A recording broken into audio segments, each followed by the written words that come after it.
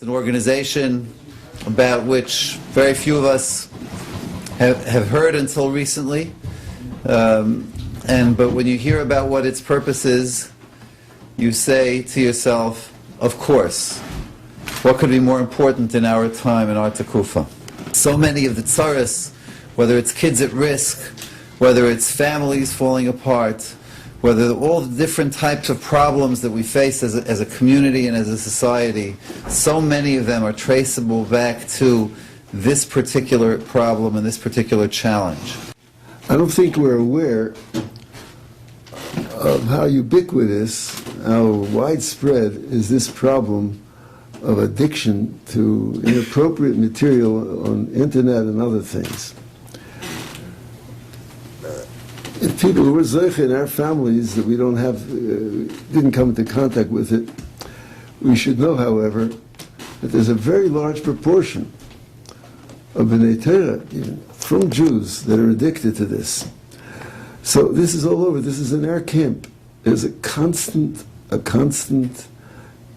every single second another person is falling prey to this, to the Yetzer Hara, this Yetzer Hara that no one guards you from. You can do it in the privacy of your home. No one can catch you. There's no fear. There's no shame. And people are just overcome by it. This is a chum in the Kedusha of Klal Yisrael. It's so widespread. It's mamash metame. It's metame Am Yisrael. Arai is a tumeh. Tumeh means it makes a hevdel between us and the Rabbi Shalom. We can have a cash with the Rabbi Shalom with the tumeh. We can avoid this tumeh. We can be Mekadesh Am Yisrael, and we can do it by supporting this organization. It's not an organization, it's a movement, which is actually the only weapon we have at our disposal, and it's an international weapon that we have, which is effective. We can support it. We have to do our best, or else we're an accomplice to what's taking place. I'm trying to do my best. I was ready to come from Baltimore just to speak to you about what I consider the importance of this organization. My introduction into this problem came a number of years ago before Guard Your Eyes was around. And it came as a result of a letter that was sent to my column in Hamodia. I don't have to give any speeches, I'll just read you the letter. I'm about to reveal something I've never discussed with a living soul and thought I never would. Your answer could save my life, or not. More important than to read your answer, I am writing this so that it can be printed in its entirety and read, because there are hundreds of people in my situation. I am a 21-year-old yeshiva brocher. I went to prominent American yeshivas all my life and am now learning in a famous yeshiva gedola in Eretz Yisrael. Modesty aside, I was at the top of my class in Shiurim, widely respected by friends and Rabbeim. I planned to learn many years and go into chinuch. I would find a perfect shidduch quickly, some Rosh Yeshiva's daughter, raise a beautiful family, and spread nachas all around. A perfect life awaited. I was the frum community's model son. As far as anybody knows, that is still true. When I was in the first year of Bais Medrash, age 16, my parents brought the internet into our home, and my secret life began. To condense the story, I was very quickly hooked on Dvorim Asurim. Let's not kid ourselves. Like every person on this planet, I was always curious. And all the blockers my parents set up fell away quickly without their knowledge. Like any person that becomes addicted to something, I quit many times, once for a whole year, for months, many times. I buried my head in the Torah to save myself as best I could, but it always came back. Going against everything I'd ever learned, I continued. I slowly trained myself to shut God out of whatever I wanted to. That led me to more and more Averos, Rachmana litzlan. Without going into details, suffice it to say that I am terribly ashamed of myself because I am not a loyal Jew anymore. But all this is secret. I allow none of it to show through. As much as I want to help myself, I realize I can't. But I can't get help either. I can bring myself to discuss my dark side with no one. The only difference between me and others who went off the derech is that because I am afraid to face the people who would lose respect for me, I pretend to toe the line, and therefore I am unhelpable. There are hundreds, maybe thousands of youngsters, of yeshiva guys who are seriously addicted to a secret life, such as mine. I know. I see it. It takes one to know one. You can imagine what kind of rocky futures are awaiting us. I read all the Jewish Observer articles on the evils of the internet. I want this letter to be published to say, you have no idea how prevalent and far-reaching the effect already has been and will continue to be. What you do see is less than the tip of the iceberg. My question to you is, how do I get out? Without being overdramatic, you are reading the last gasp of a drowning soul. I had nothing to answer him. Guard Your Eyes wasn't around then. This was before Guard Your Eyes time. If I get this letter tomorrow, or something like this, I have an answer to him. There are very few people to whom I can refer to in terms of therapy, but even a good therapist in an addiction can do nothing without a powerful support group. That's the nature of addiction. That's true of alcohol, of drugs, of food addiction, of compulsive gambling, of sexual addiction, and it's true of this. But to make matters worse, we don't have many therapists that are adequately trained for this. So I don't know that there's ever been a more serious problem to Klal Yisrael's Kedusha than that which we have now. And the only weapon we have against it, the only one, is Guard Your Eyes. And that's why it's a pikuach nefesh. And it's everywhere. There's no, the idea of get away with the internet is doing away with the telephone. It can't be done. And we just have to find methods of being able to save people. And that's what we're here for. Thank you for listening.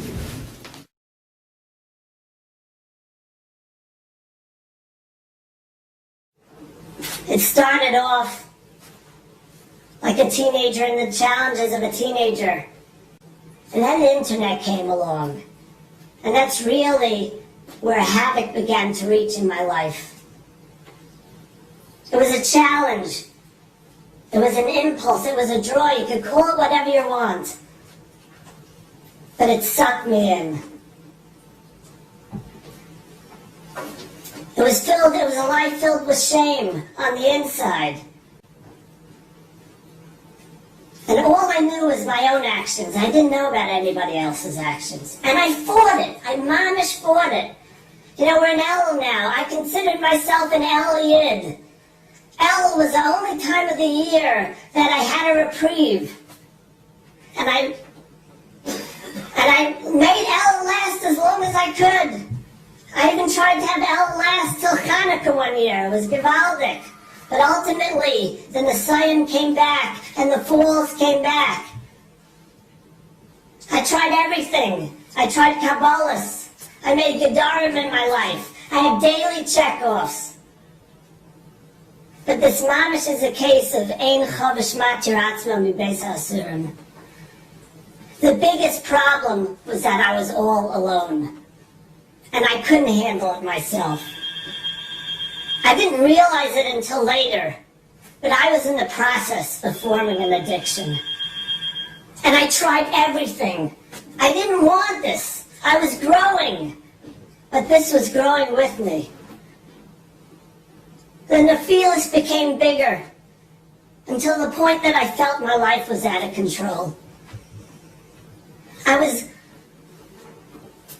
It was very painful, and it was just taking my life over. It was affecting my family already. They didn't know what was going on, but I knew on the inside. But who was I going to speak to? I couldn't, to my Rav, I was too embarrassed to go to my Rav. To my friends, this is not the type of thing you talk about with your friends. To my wife, can't talk about this to your wife.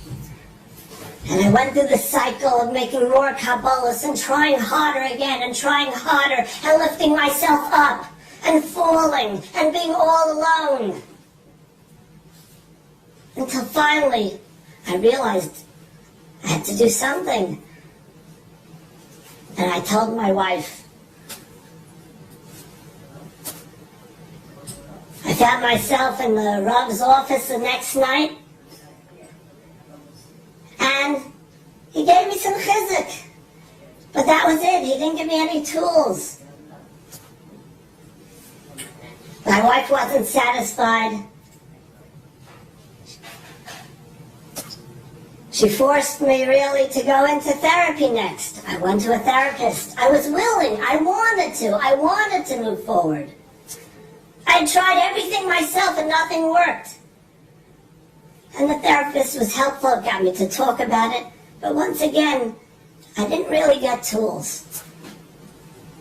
But the biggest hakaras hatov I had to him was he'd said, why don't you sign up for the Guard Your Eyes daily physic? And I did. He signed me up.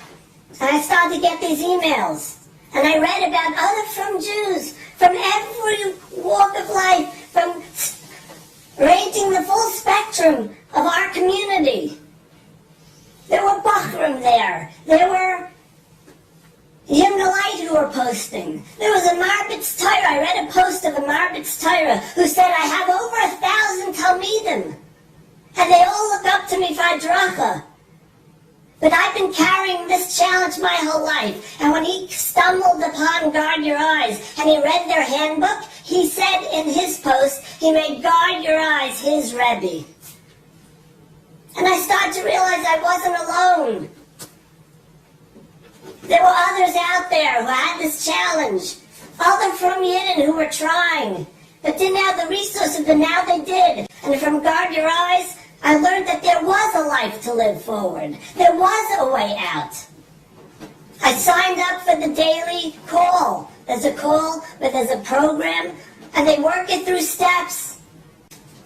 Until Guard Your Eyes, I was all alone. But now, finally, I had resources. Now I had people to reach out to when I needed help. Now I had a program in my life that started to help me finally move forward. And I'm so thankful, and I have such hakaras hatov. It's been almost 1.5 years of a new life that I've started to lead. I'm still giving my shiurim. But now, I'm a better father. I've become a better husband. I've become a more honest employee. This summer I was able to work on Taras HaMachshava. I could never imagine this life of having a new chance, a second start. I thought this was going to go with me my whole life because I was stuck. You know, on the daily calls that we're on, so our leader wasn't available one day. So he asked me to lead the call that day. I was happy to be of service, and I led the call. And during the call, and it's an anonymous call, so we're on the call and I'm leading the call, and a newcomer stumbles on. And you could hear in his voice how appreciative he was. He found, wow, he couldn't believe it. He had found a source of light in such a world of darkness that what he was living in. And we were all inspired from him. That night I get a call. He says, do you know I am? I said, no. He says, don't you recognize my voice? I was the newcomer. I recognize your voice. And he's someone from my community. A Ben Tyra, someone we all in the community look up to. A Gavir, a Balstaka. Learns tremendously. Everyone respects. And he said to me, this has plagued me my whole life. And I'm so thankful that I found your group. And we're starting to work together. I'm just one Jew, but I know deep down in my heart there are so many other Jews out there like me. And it's this organization that's going to help us and help them and help me.